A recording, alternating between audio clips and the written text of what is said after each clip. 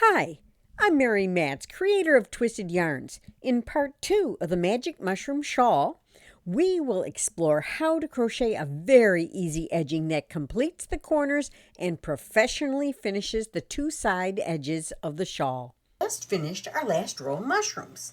So now I'm already down on this end and I put my last stitch in, and I'm going to show you how to go and edge this border, and it's a very neat little border. And we continue using the same yarn, so don't cut your yarn at the end of this mushroom row. This side is done, so we have two more edges to complete.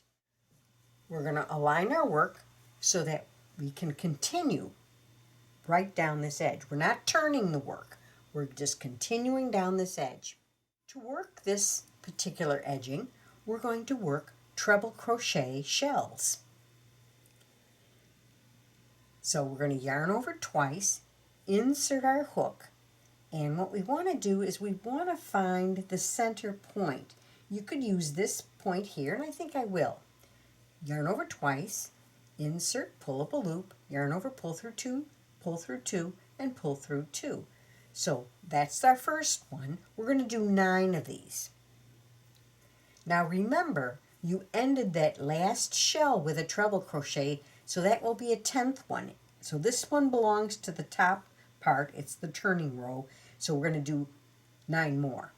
That's 2, 9.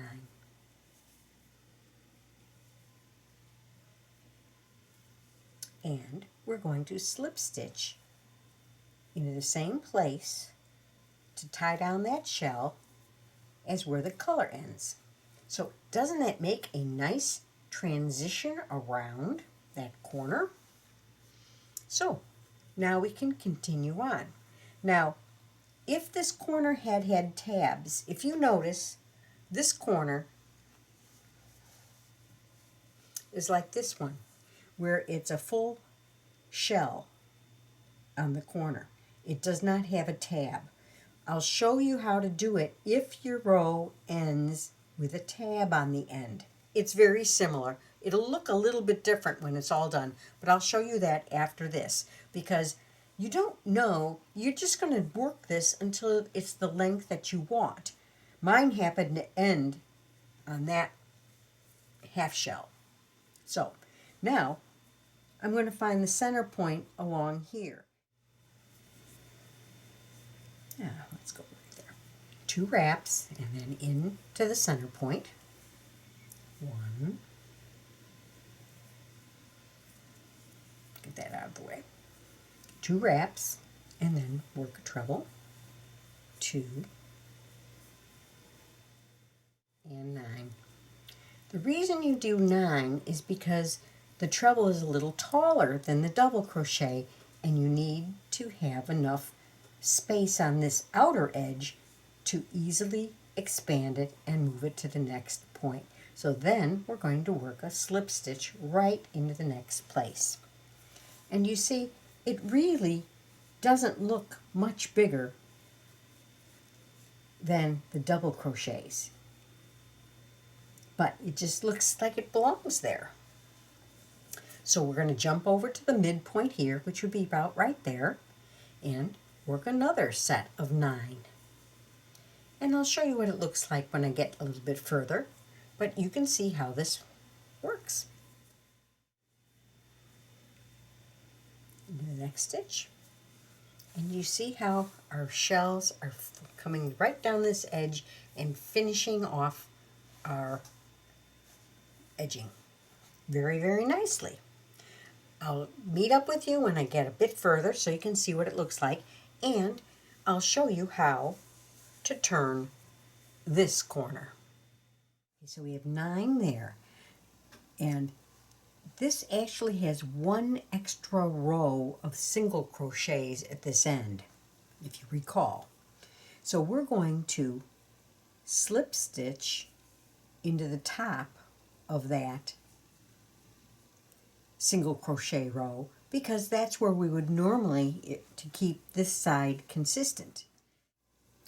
In the base, we're going to work double crochets. That's 1, 2, 9. The reason we're doing double crochets is because we're coming around this little corner and it will look even with these anyway. You don't want to do treble crochets because a single crochet is not that deep. And now we're going to slip stitch in the top of that single crochet row. And that brings a nice, neat little corner. So we're doing 9 trebles, just like we did on the other side, up this side, working at the halfway point, placing the treble at the halfway point.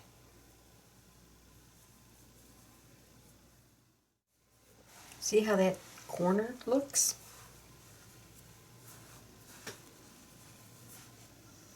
See, it bulges up and looks really nice and even with the other edges.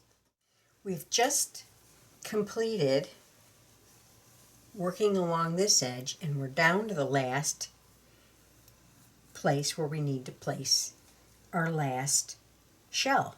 And oddly enough, it's just the same as anything else. So we're going to do 9 treble crochets into this last center.